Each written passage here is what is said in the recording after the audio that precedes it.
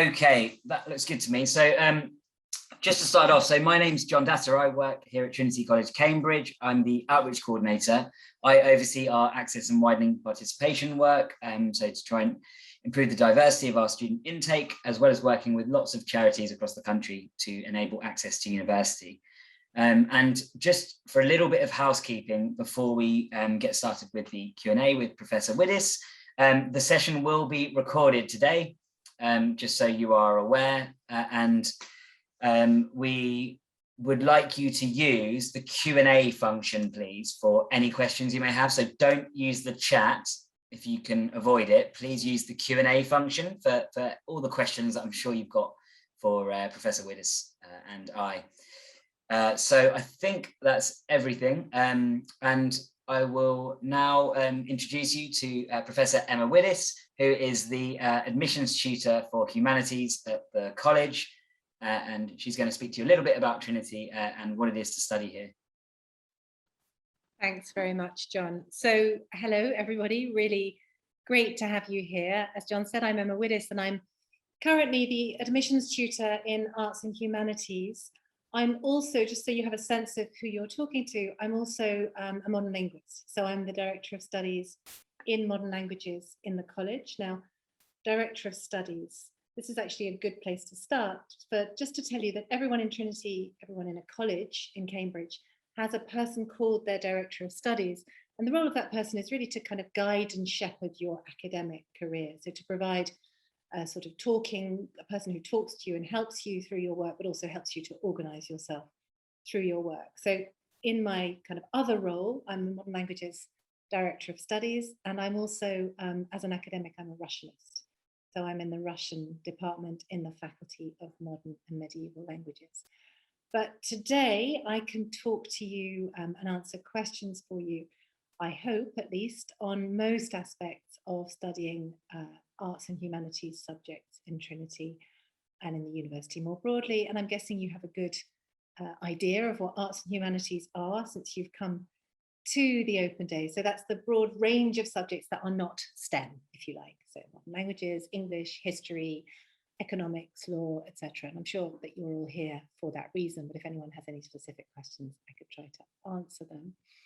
I hope we'll get a chance to talk today about any questions you have about studying in Trinity in Cambridge, also of course about applying to study in Trinity in Cambridge.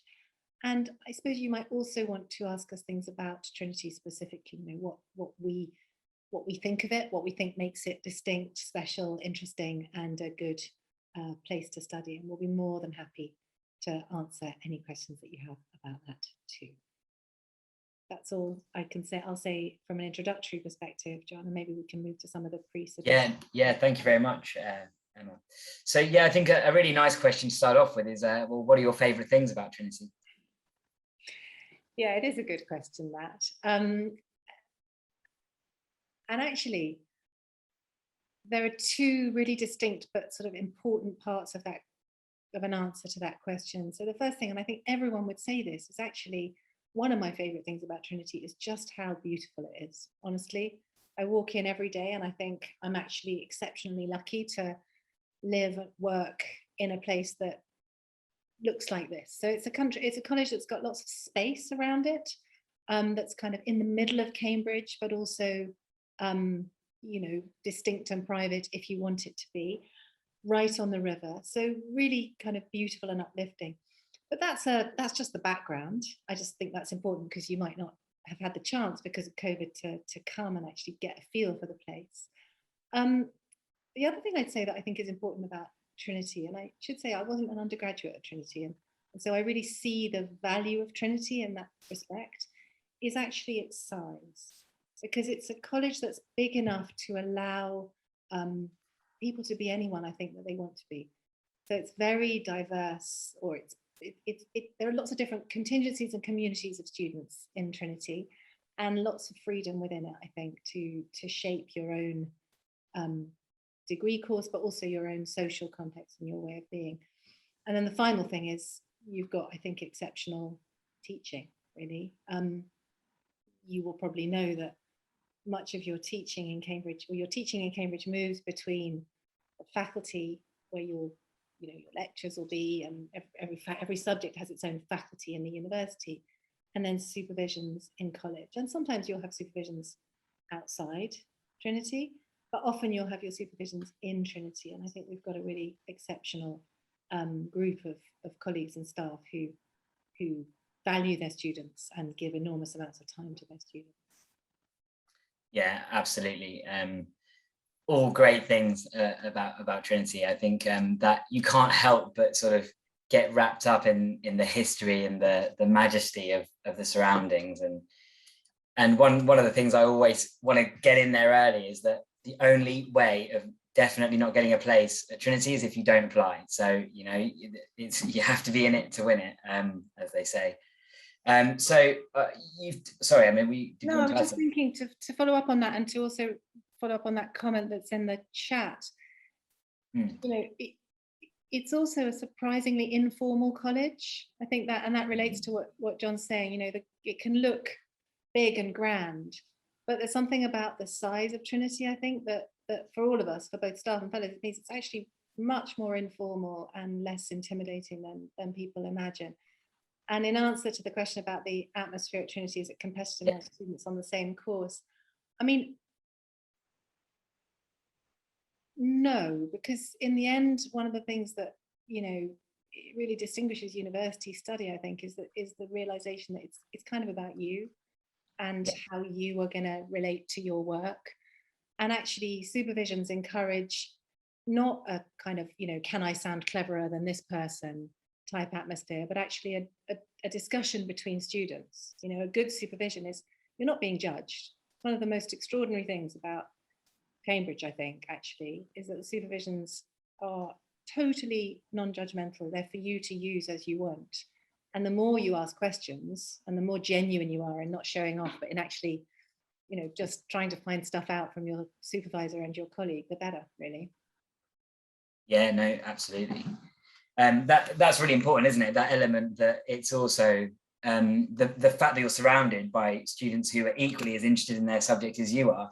It allows you to grow because you can bounce ideas off each other, you know, and really be around people who have a similar mindset. And I think that's really, really nice. Yeah. I'm gonna go to a further question from that was asked beforehand, and it's what's the social life like at Trinity? I know that sometimes people get this idea that it's all work and no play. So is that true? I mean, obviously, I am not at the centre of all the parties in the student body in Trinity College. You'll be surprised to hear. But my understanding from my students is that Cambridge students work hard and play hard. Sounds like a cliche, but there's masses of different sort of student societies which allow you to get to know people across different subjects. There are lots of events. There's people go out of the college, of course. So my sense is it's very intense. Cambridge terms are short. People work very hard, and they also seem to party quite a lot. And we seem to, broadly speaking, approve of that. Yeah, and more than me. Yeah, not to mention also the May Ball, which is like a huge party in normal, you know, pre-COVID times that's been ranked, I think, the third best party in the world in the past. So it's pretty serious partying alongside serious studying. Yeah. Sorry, Emma. No, I was going to say, and dinner, you know, regular, you know, dinners, celebratory dinners, etc., kind of built into the weeks, really. So it's quite constant.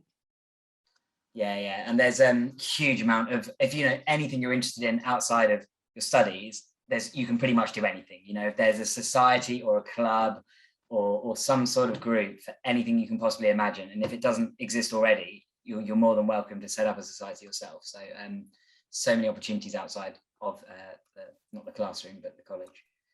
And so a further question here is, so how much sort of work on the humanities side of things? I suppose it's different to STEM in that they won't be doing, you know, problem solving exercises. So how much sort of work, and what does that work look like on maybe a weekly basis, perhaps for languages that you teach, Emma? Well, in a way, languages are quite distinct. So let me start with what I think is a more standard humanities subject, such as, say, history or philosophy or English. And the bulk of the work in those subjects is essay writing. So you will attend, you'll take a number of options, and then in the faculty, sort of central university building, there'll be a number of related lectures that you attend. But the core of your work is constructed between you and your supervisor and supervision partner, where your supervisor will say, okay, over the next 2 weeks, I want you to write an essay on this subject. These are the lectures you should go to, but these are the books you should read in order to write that essay. And you have generally a fortnight per essay, but you'll probably have more than one in that fortnight. So, you know, on average, one's writing a kind of major essay a week. And those are quite independent pieces of work. So you'll go to the library, you'll do your research, you'll attend the lectures, you'll talk to your fellow students, and then they're discussed in your supervision, and your supervisor reads those essays and then feeds back to you. You read your supervision partner's essays, and then in the supervision, you have a really good discussion about both what you've written and also about the topic. So you get very sort of focused attention to your own writing and your own thoughts. And we're really keen for you to develop strategies of argument, to look at the way you're conveying your argument, and to sort of widen your reading and your sense of your materials. In another subject like languages, you're doing the essay work alongside language learning work. Yeah, so you're doing those kinds of essays, but they're balanced also with more traditional style language classes, or things that will be more familiar to you, which are language classes, which keep you on track with your grammar and so on. Excellent, yeah. And there's a question here that's perhaps a little less related to studying, but it's about the diversity of Trinity, and I think maybe I'll sort of touch on that one myself, because as I mentioned, you may have not been here right at the beginning, but my role is to oversee our access and widening participation work. And as a result of that, we take that very seriously, and we're increasingly year on year improving, what our diversity looks like. We have lots and lots of state school students across the university. That's now stood at 72% of our cohort is state school educated, which you might be surprised by. But that's the way it is. We've also doing a lot of work. I mean, essentially what a whole team of people's work is to do is to identify which groups are underrepresented and to put in place ways to ensure that doesn't happen in future.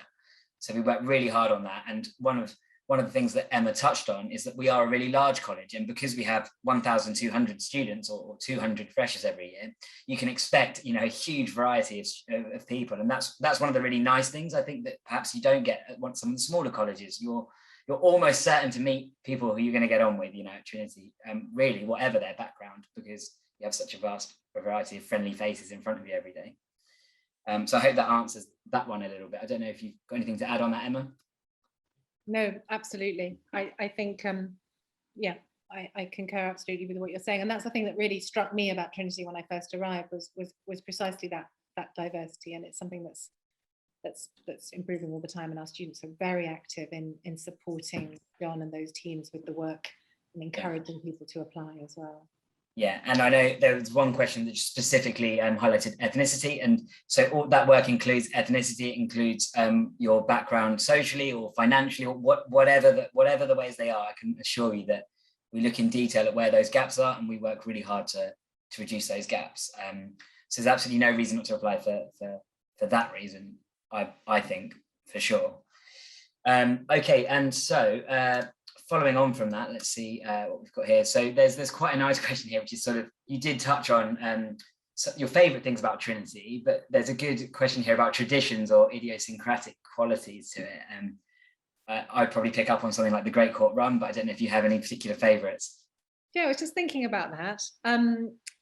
The Great Court Run is a good one. So there is a tradition that students should be able to run around Great Court within the time that it takes the big clock to chime 12.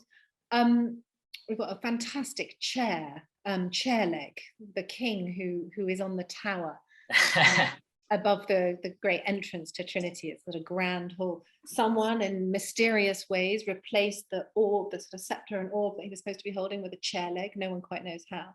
So there was a sort of quirk, a kind of very present but but sort of quirky sense of the history, very strong relationship with Henry VIII, which you've got to decide how you want to live with. He's big and he's present and he's in the dining hall, and you become sort of fond of that in a way, although lots of us have suggested that we could do with a few more women hanging in the dining hall too, and the college is really working on that. So I guess it's a sort of, Trinity's full of quirkiness, but we're sort of constantly wanting to not be, stuck with being the same quirky forever, if you like, and to be changing and adapting all the time. Yeah, no, absolutely. I think one of the other ones that's quite sort of strange one is the New Court tree, where students historically have hid bikes up in the tree, and then in the summer, and then when the leaves fall down, the bikes appear and they're all stuck up in the tree. I mean, it's a silly thing, but there's lots of these sort of things like that. And you can measure the speed of sound by That's clapping right. your hands. There's a perfect echo, which was historically used as one of the first measurements of the speed of sound in one of our cloisters. So that's a good one. Yeah, absolutely. And maybe going back to the more serious elements of studying. So a Trinity degree is flexible, so I think a question that gets asked quite often is, you start doing, well, in this case, a history degree, and you decide maybe you don't like it that much, or you also want to do elements of politics, and can you combine this, and how does that work with languages too? Yeah, so that's a really good question. So the first thing to say is many humanities subjects have sort of multidisciplinarity built into them. Yeah, so if you're doing, for example, a modern languages degree, you might well find that even within the courses offered by that faculty, there are modules in politics or history. Also, pretty much all the degree programs have what's called borrowable modules. So that's exactly what you're saying. Can I borrow a module from, for example, the Faculty of Asian and Middle Eastern Studies, because I've developed a real interest in that for obvious political, in the news type reasons right now. Yes, you can. So there are structures. It's not a kind of total free-for-all necessarily, but there are always plenty, masses, in fact, of borrowable options. There's also built into the tripos, there are sort of opportunities, and it does happen sometimes that people sort of discover that actually what they really want to study is something different, and they can make an application at that point to change tripos. But for the most part, people take advantage of the flexibility that's built in. I mentioned the changing of tripos just because the one thing you can't easily do is kind of switch into a beginner's language program in your second year without switching into a language degree. But it's worth saying in relation to that part of the question that there's a very active language centre in the university, which is open to everybody. And so if your burning ambition has always been to learn Russian, but you're doing a politics degree, then that's no problem. You just have to do that sort of on top of your degree. But the courses are really great and freely available. So. Yeah, no, exactly that. And I'd maybe just add that if you're thinking about a formal joint honours degree, Cambridge only offers 2 of those, and that's history and modern languages and history and politics. But as Emma said, the multidisciplinary nature of many of the humanities degrees in particular means that you can, and especially as you can specialise as you go through the degree, you can more or less end up tailoring it to how you'd like it to be. One thing I think I'll pick up on languages in particular is that Trinity does have a huge amount of grants available, so you can come and study here, and basically we'll just give you money to do things you're interested in. That's not expected to be paid back. So and languages is a really big one there. So you can apply for grants to go and study languages that cover the cost of it. You can apply for grants to go and go abroad and take in the culture from other countries as well, or go to places linked to your course that are abroad and combine the languages and the culture. There's just all these great sort of pots of money that you can dip into that really enrich your experience, and I think that's well worth pointing out. And I think we're probably one of the, if not the most generous college in terms of bursaries and financial support. So if that's something that is, a consideration, then rest assured that there is no way that financial barriers should ever be a reason to not study at Trinity, but also more broadly at Cambridge. But I think Trinity is particularly very strong on supporting our students with that regard. Yeah, exceptionally exciting things that people do. There's language learning, but there's also the projects fund, which enables people to, come up with a harebrained scheme for a reason why they need to travel to such and such a place and apply, and harebrained and valuable reason why they want to do a trip, and that can be funded. So there's lots and lots of opportunities like that. Yeah, absolutely. And there's a quite a niche question here about how welcoming is Trinity to mature undergrads, and whether there is anything extra the college would be looking for. So the sort of answer on that one, if I'm okay to take that one, is we are more than happy to consider applications from mature students. The only thing is that you're expected to show evidence of recent academic study, so that you're sort of still on the ball, sort of within the last 2 to 3 years, and then you just apply in exactly the same way you would otherwise. So I hope that clears that one up. Emma, what kind of student organised bodies exist at Trinity? So things like student union, and how much influence do they have? And I can maybe add something to that afterwards. So we have a student committee, TCSU, Trinity College Students Union, which has elected representatives every year who are engaged in welfare, in diversity, and who kind of provide the sort of if you like, the support structure for students in a formal respect. And they do have an influence on decision making. There's a formal kind of liaison structure that means that the students' needs and concerns are directly fed back to the college council. So it's really important to us that dialogue between the college and the students works. I don't think you're asking about student societies, although it's probably worth me saying at this point that there's an extraordinary diversity of student societies, and in fact, funding available for people who want to create student societies year on year. So, some of they range in subject from the Trinity College Feminism Society to the Literary Society to the Cheese Appreciation Society, and you can make that application, form that group, and there are formal structures you have to get through to get funding, but that works. John, did you want to? Yeah, no, exactly that. I mean, I just find that the student union blow me away, the students who are involved in it. They're so active in so many ways, and for example, they've been really supportive of some of the work we've been doing recently to improve access for students of Black heritage, and we've been working on a program which they have led. They're really impressive, and I would strongly advise getting involved, because they really do in many ways have a huge influence over what happens at the college, and they're just great people to be around too. There's a question here about does Trinity look at the school you came from? Are public school students at a disadvantage? Are students from less academic schools at more of an advantage? I mean, I can do that, or you can. Well, you start, John, and I can come in.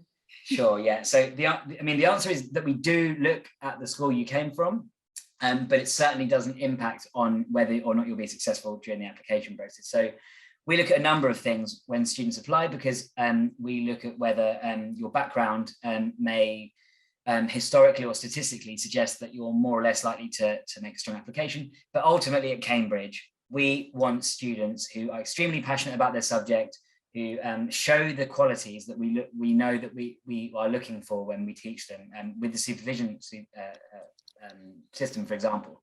So there is no advantage to any particular school. It's about the individual person. So the most important thing is exactly what John says, that what we're interested in is looking at the person who applies. And we do make sure that we have a range of modes of assessment for all subjects, precisely in order to make sure that you get a chance to show the very best of yourself through the interview, through submission of written work in the case of some subjects, through at-interview tests, etc.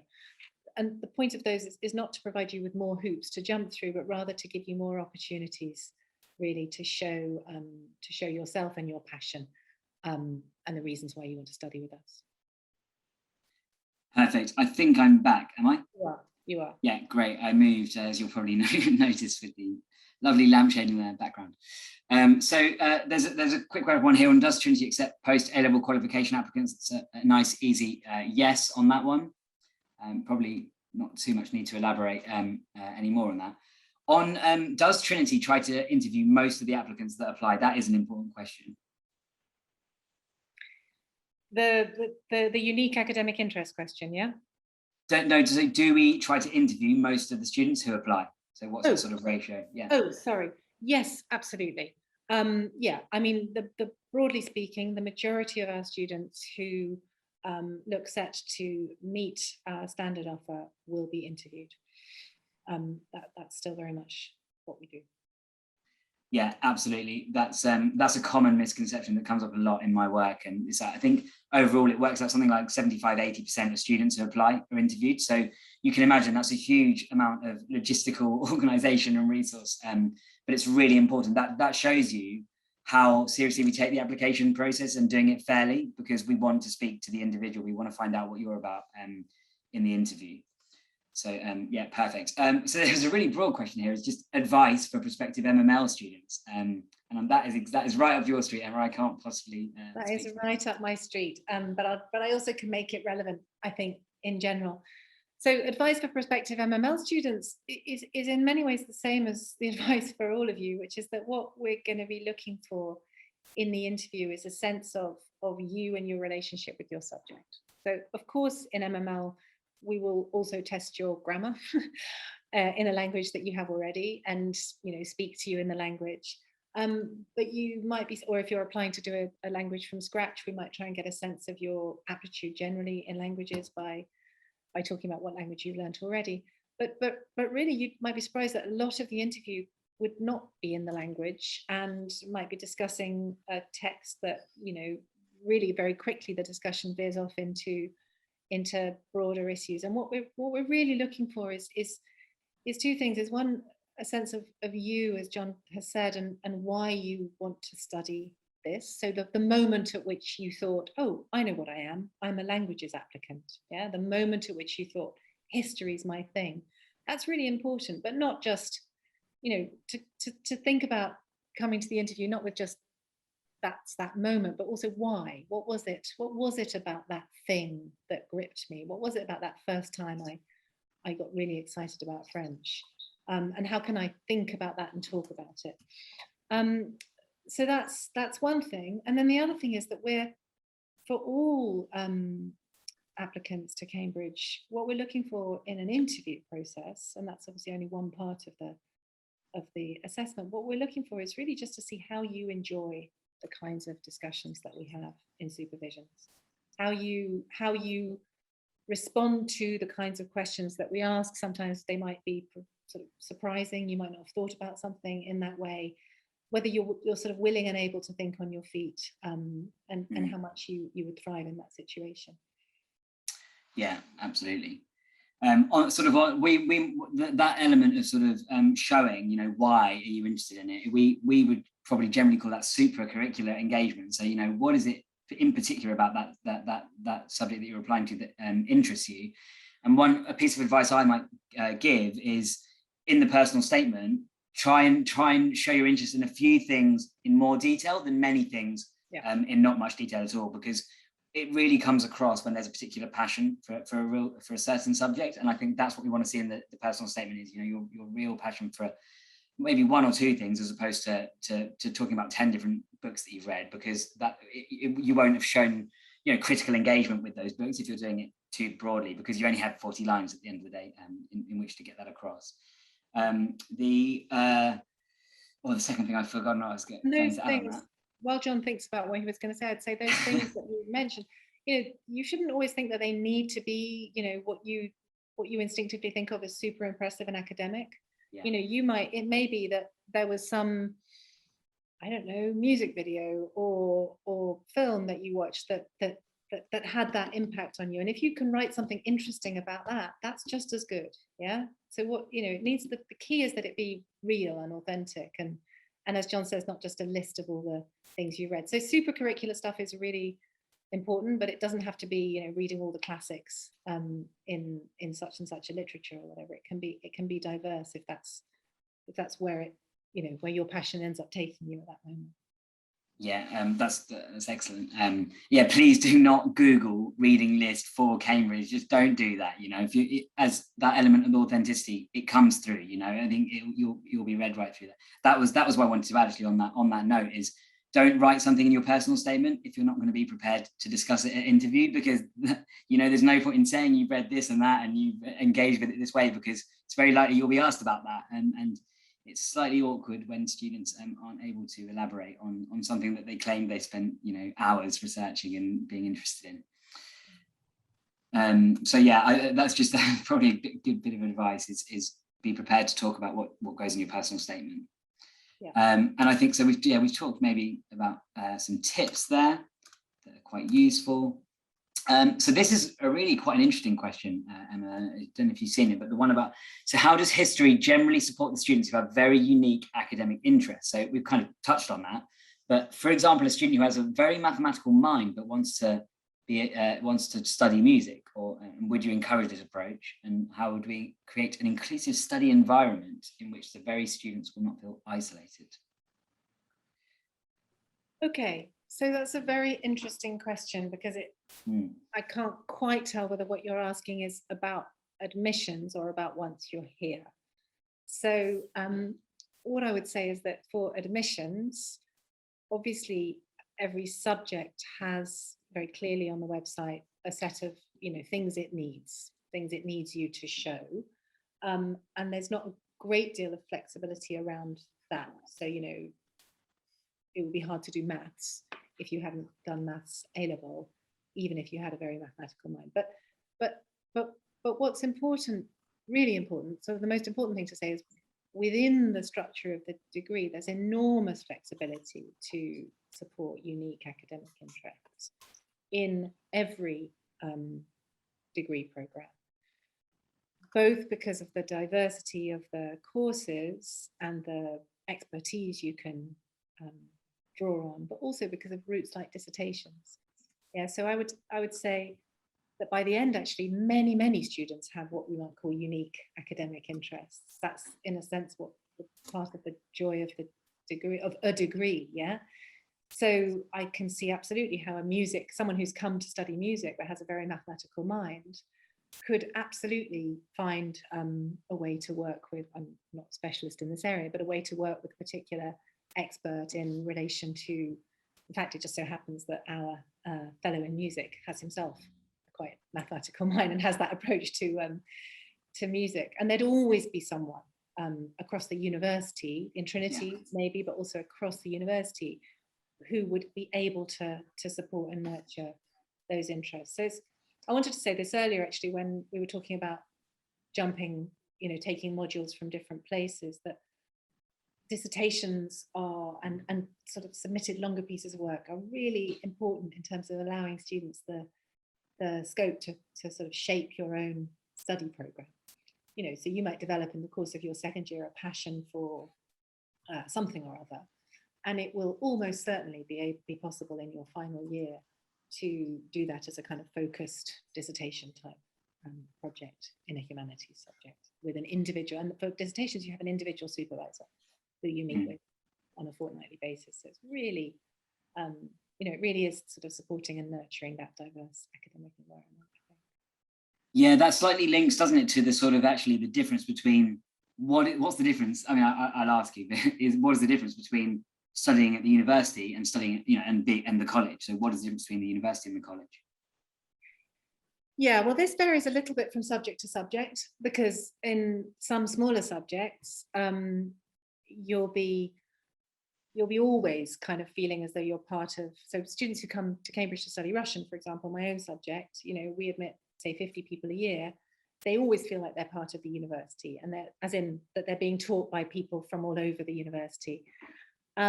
Whereas a student who comes to study English in Trinity might well be taught principally in their first year in college. But as you become more specialized, you tend to work with experts in your field. And so that takes you out into the wider university. So it's very, very common, sort of almost unheard of for this not to happen, that you're kind of walking across town to go and have your supervision in Jesus College or your supervision in Peterhouse. So that's in addition to going to faculties in the university, going to lectures in the faculty building. Does that make sense? So the college is your home, and you'll get to know the teaching staff in your subject in your college really well. they'll be your, and the students, they'll be your sort of family, if you like, but you'll regularly have, you know, relationships outside your family, shall we say, in a good way, in the sense of, you know, you become part of this wider community that is the university structure. Yeah, absolutely. I think as you point out, that becomes more apparent because ultimately it's about matching you up with the person who's most aligned with your specific interests, particularly for dissertations and for later year modules where expertise is really becoming quite specialized. And so therefore we want you to be able to access the best people for that particular subject that you're interested in. Whereas more broadly, I think in early years, Trinity is very lucky to have a broad range of academic staff, you know, who can cover most aspects of the course earlier on in particular. Sorry. No, I was just going to say that's one of the really exciting things is that when you are specializing in something, you will commonly be being taught by a leading specialist published person in that field, and that's quite fun, I think. Yeah, I mean that's an incredible opportunity, isn't it, to be able to do that. So there's a question here about deferrals. I think it's worth just sort of answering that quickly, which is just essentially we are happy to accept deferred entries, and there's not much more to say on that. One thing I thought I would ask Emma is about the pool. So if you apply to Trinity and we're not able to make an offer for you at Trinity, could you just sort of maybe discuss a little bit about how they might still be accepted at the university? Absolutely, yeah. So, and this works across all the colleges. So each college will have a number of students it is capable of accepting in a given subject, and often more students that it thinks would be more than capable of coming to Cambridge. Yeah, so if it happens that it's not possible to make you an offer in Trinity, but your interviewers consider you to be very strong, then they would put you in what's called the pool. And the pool is a sort of established structure, moderated structure, that means that colleges which maybe didn't get as many applications in a particular subject, because it's a little bit random actually who applies to which college, will then go to the pool and they'll know that these are strong students who they could consider offering a place to. So and the pool is in January, so that works well. And so sometimes it is possible that the offer you get is not actually from the college you've applied to. Yeah. Excellent. I think that's really helpful information, so students are aware that all is not lost, you know, and it's just some subjects are more competitive than others, or for some years there are just loads of amazing students, you know. I think it's impossible to sort of go into that any further, isn't it, because it changes.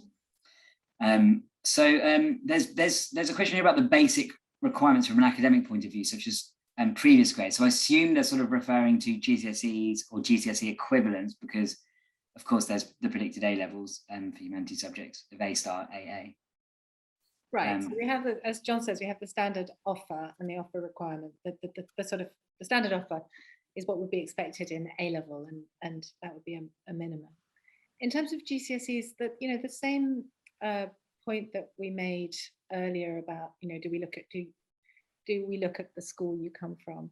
You know, we don't have a kind of minimum because every student is different, and we're always looking at a student's profile in the round and what their circumstances have been.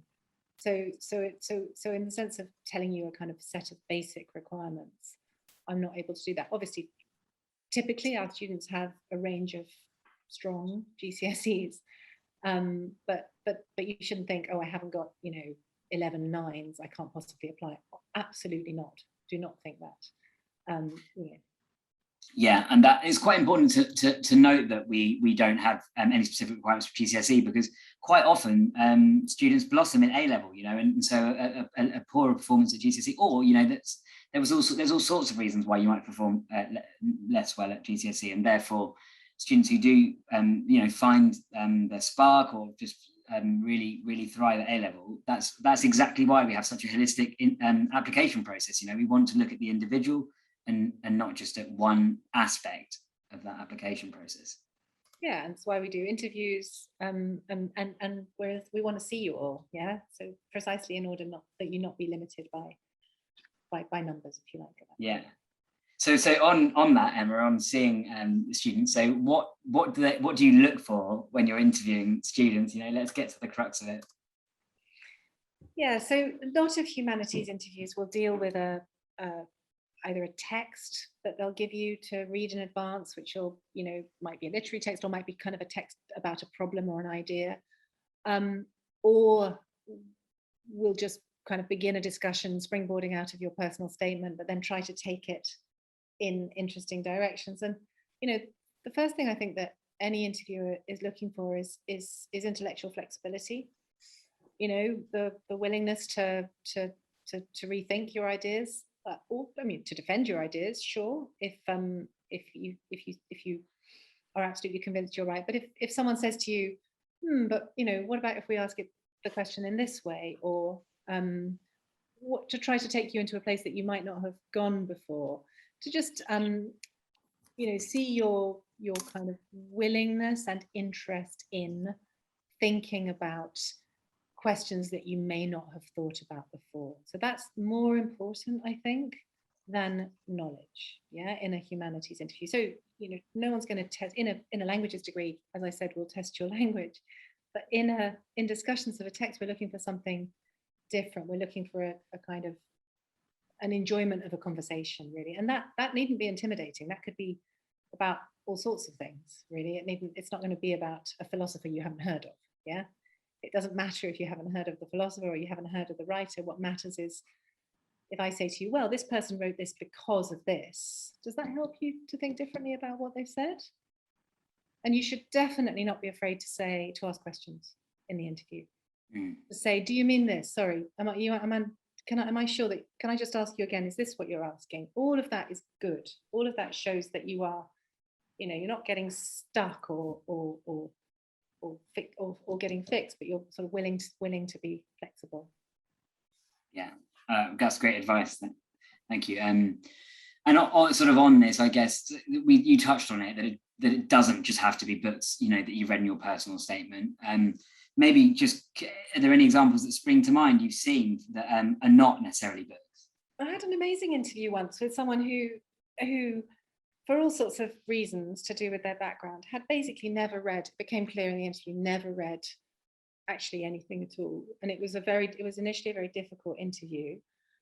But we the other thing to say is that your interviewers really want the interview to go well for you, as in for it to be a constructive and positive experience for you. And we ended up talking about comedy, because it turned out that the candidate had a particular interest in a comedy program, and there was a particular kind of banana joke that for some reason I remembered, and we began a conversation about that moment in that comedy, in that comic performance, and then it kind of became a conversation about how comedy works, why certain things are funny, why we laugh at particular things in groups comfortably when laughter becomes not comfortable. It ended up being a brilliant interview, great interview. Candidate got a place. So it doesn't matter what that candidate knew. What mattered was their kind of ability to follow the sequence of the argument that we were progressing and developing, and to respond to it and be stimulated by it. So yeah, lots of things like that. I've done masses of the interviews that I do end up being in surprising places, maybe because Russia is, the ways that people come to Russian are often through Putin's weird performances or things like that, and so on. So it's often that. I'm very intrigued by this banana joke, but maybe another time. So there's some sort of more practical questions here about does Trinity have gym facilities, which we do. Yeah. And what is the accommodation like? Yeah, is that for you or for me, really? I mean, there's a huge diversity of accommodation. Yeah. Lots of it, most of it always seems to me to be really quite nice. I always think, gosh, how are you going to come out of this and get a job that allows you to find a nice room like that? So, but it's much of it's on the main site of the college or on related sites. Lots of our accommodation is actually hidden in the thick of Cambridge, in between a whole load of shops. We have this kind of hidden complex that's quite fun. So I think our students like our accommodation, don't they, John? Yeah, no, they love it. I think that's an understatement. they generally, as you pointed out, extremely disappointed afterwards once they have to leave. The other really nice thing is that almost all the accommodation is right in the centre of Cambridge, right in the centre of town. It's extremely close to the shops, the bars, the restaurants, and anything you could sort of want to do. You really are right in the heart of Cambridge, and that's one of the great things about studying at Cambridge and a college like Trinity right in the middle. You don't have to spend any money on public transport or getting around, and that's really nice, and not have to spend time on long bus rides and that sort of thing, or the tube, which is a particular I don't know, whatever the opposite of favourite is for me. And it's and it's not well priced as well, I think. So yeah, I think even actually, I think compared to other universities, Cambridge is often a lot cheaper than for accommodation, and Trinity is even cheaper of the colleges for Cambridge. So it's a great deal. And if you want, there's ensuite, non-ensuite. There's a variety of options, and depending on your sort of preference for what you're looking for. I'm not sure how detailed you might be able to go into this, Emma, but there's a question specifically about architecture and how Trinity supports architecture students. I don't have masses of information on that. I would suggest that you email the admissions office and they'll be able to update you, or Stacey may put something. Yes, we do support architecture students, but I don't know the details of it. Yeah, I what I'll do is I interviewed our architecture fellow, so I do have something on that. I'll put the link into the chat shortly, but I did interview our architecture fellow, so who can talk all about that. So whoever that person is, I'll pop that up momentarily. There's also a question here about Trinity as a college with any sort of internship programs. I think what they mean by that is something like the foundation year, or do you think it means something different?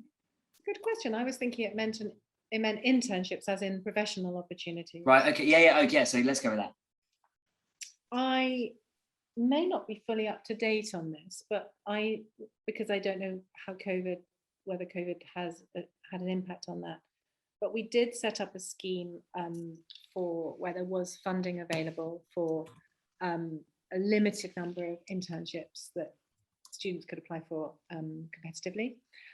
Secondly, we have, and we're increasing the activity of a kind of alumni mentoring connections, and putting our students in contact with our alumni, not so much for internships, but for a sense of sort of professional advice and preparation and so on. So in that sense, there's not like a formal list of professional internships that the college puts forward, but there are opportunities and support. Yeah, I think lots of our students do go away to huge companies in the summer, who are very keen to take on Trinity undergrads. So yeah, it does set you up. I think one thing you probably, one thing to say is that you really don't have to worry about your career that much. I think if you go to Trinity, it generally our students go on to do amazing and great things at a whole range of different industries and companies and all sorts of things, even regardless of what you study, I think almost. Yeah, and it's worth saying on that front also that I was answering for Trinity, but the university has a very active and very rich careers service. I don't mean rich financially, I mean rich as in masses of internship information comes through the careers service. Masses of companies come to Cambridge to invite, get to know students, encourage them to apply, etc. So as John says, there's lots of professional kind of opportunity. Yeah, no, absolutely. And absolutely, it's the case. It doesn't, as I'm sure you are aware already, because you're thinking of humanities degrees, that humanities degrees are extraordinarily good preparation for a range of professional futures that you wouldn't imagine, or that I'm sure you do because you're going to apply for humanities. But that sense of, oh, I can only do this because I've done English. Absolutely not. Our students who do English, who do languages, etc., go into all sorts of different careers. Yeah, absolutely. So this is a really good question to address, I think, which is, does the choice of college impact your likelihood of being offered a place at Cambridge? Yeah, because of the system I was describing earlier, the pool, the answer to that is it should be no. So the system works so that if the college that interviews you believes you should be in Cambridge, they put you into the pool with a very strong recommendation. So, Exactly. you know, it is a good idea to think carefully about the subjects in a college, and you know how likely what their kind of numbers are. But no, I don't think you should overthink it. Yeah, no, absolutely. Interesting question here about our sister college, Christchurch. Are there joint events? What do we do with them? I can talk about one outreach program in particular, but perhaps you've got some more insight than I do. And you do that, because I only know about the odd party. Yeah. So, well, one thing we do for Year 12 students is run the Women in Maths residential that we run jointly with Christchurch College. So we do link up on things, but I don't know too much about whether there's joint events when you're actually at the university or at Trinity. So it's a good question. I don't know the answer to that, but I suspect there probably are things. I also don't know, but what I would say is there could be, as in, to go back to that. Yeah. What happens while you're here is really in your hands. So, you know, you come into Trinity and you say there should be much more connection between Trinity and Christchurch. Then if it's not there already, you make it happen. You know, that's really a kind of crucial thing to know, is that nothing is impossible. That's why I mentioned, you probably thought I was mad mentioning the Cheese Appreciation Society, but it was there to say, you know, every kind of interest or society or idea that you might have, you should think of as possible, really. You know, if you make the case correctly, and you find support. It's one of the good things about university, I think. Yeah. I don't even think that's probably the most bonkers one, and that's pretty out there. No, there are more bonkers. So there's a really good question here about the essay competitions, and do they hold much weight in the application process? So look, everything, you know, to go back to that point, we're looking at you all in the round, and you know, essay competitions, whether they be Trinity essay competitions or not Trinity essay competitions, are part of that round. We love the essay competitions because for us, where they're great is they encourage people to get to know Trinity. Yeah, and they set up connections for us with you. There isn't a direct connection. You know, it's not the case that we guarantee a place, obviously, to anyone who's done well in an essay competition, but it's very much part of what we look at. Yeah, if you like, it's one of those, it's an element of that super curricular activity, isn't it? And showing a real interest in your subject. Yeah. But again, you know, you shouldn't panic if you're sitting here thinking, oh my gosh, I didn't even know Trinity had essay competitions. How have I not done that? You know, super curricular can take lots of different forms, and that form depends in part on the school you're in and what someone has pointed out to you. And you shouldn't feel that you're disadvantaged if you've missed. You shouldn't ever think, oh, I missed a particular trick that would have got me in. It's not like that. We do everything we can to make sure there's no, you know, that everything is weighted equally, if you like. Yeah, exactly that. And could you just touch on sort of the examination system? Is it after each term? Is it at the end of the degree, or is it sort of a combination of? Right, so most subjects have exams, formal university exams, at the end of every year. There are some exceptions where, it's called a tripos, 3 parts. But there are some, but it's more detail than you need. But anyway, some subjects like English and history have the end of their first year are less formal exams, and it's the second year exams and the third year exams that are more formal. But broadly speaking, yes, at the end of each of your year, you will have some kind of examination, and often some form of continuous assessment as well, like a dissertation or an extended essay or something like that, at least from the second year onwards. Yeah, perfect. And the final question here is, what is the general atmosphere like at Trinity? What are the people like? Well, John, you're newer than me. Why don't you? It's a good question. It's a good. Yeah. I can answer that, but I've been here a long time. It's good for someone who's relatively newer, not that. Yeah. I mean, it must be said firstly that please don't base your impression on me, you know, on the college. But no, I think overall, overwhelmingly, extremely friendly, extremely inviting. You know, I think really quite amazing the students are. I mean, that's the thing. I touched on it before. They really blow me away with their passion and interest, and also for things like social justice, you know, and real interest in making the world a better place. And I just think we have really special students who all look out for each other, and there's a real communal sense. You know, you mentioned that sort of family environment, and that is exactly what it feels like. And I think for students even more so. And I think you know, if you come from a particular area or a particular background, you will find other students like you as well, and the older students will want to look after you, you know. And I think there is this real sense of sort of collective endeavor and family. So that's probably what I would say overall. Yeah, I think the students are amazing, and the students are the college, really. The rest of us are, you know, are just in the background. And, you know, my own undergraduate college, which was in Cambridge actually, was really small. And it was great. I had a great time. But it, you know, John said Trinity is like a big family. It's a big family, but not a stifling one. And I think that's really important, you know, that there's a kind of air in Trinity that is really positive, that people seem to thrive on that, on the sort of space as well as the size of it. It's good. Yeah, no, it's fantastic. And you know, that thing, going back right to the beginning, you know, just that sort of element of walking around and taking in, you know, you can just imagine all the thoughts and the ideas and you know, the amazing things that have been done and said and written by people as you walk around. And I think that really can't help but inspire you.